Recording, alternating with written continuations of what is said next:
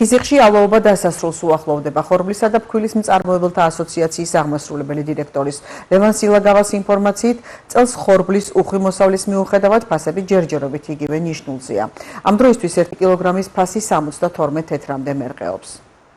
ალოობის დასასრულს უახლოვდება პრინციპში რამოდენიმე აქეთა რაიონი დარჩა და რეალურად თუ შევხედავთ ფერმერის ნაწილი ინახავს თვითონ ხორბალს, იმიტომ რომ ფასის მხრივ ჯერჯერობით ნაწილს არ აწყობს და ელოდება რომ დაბინავება მოხდეს რეალურად თვითონ ჩვენს რეგიონალურ ბაზრებზე, მათ შორის რუსეთშიც, უკრაინაშიც და შესაბამისად ამის შემდეგ შესაძლებელი იქნება რომ მათი აზრით და ანალიტიკა ამის წინაპირობას იძლევა რომ გარკვეულწილად ფასმა შეიძლება ბატება დაიწყოს, მაგრამ ეს არის თვითონ პროგნოზი, ეს არ არის დადასტურებული ფაქტი, თითოეული ფერმერი და კომპანია თვითონ განსაზღვრავს, როდის გაყიდოს და როდის შეინახოს ხორბალი, უბრალოდ ვამბობ ამ ფაქტს, რომ ტენდენცია ასეთია დღეს საქართველოს ბაზარზე წელს.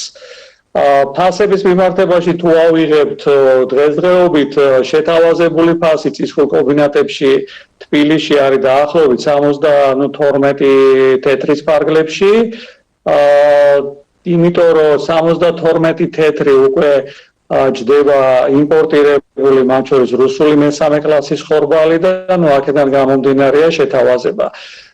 თუმცა არის ტენდენცია ბოლო ხანებში გამოიკვეთა, რომ ხორბლის გაყიდა ხდება ირანის მიმართულებით.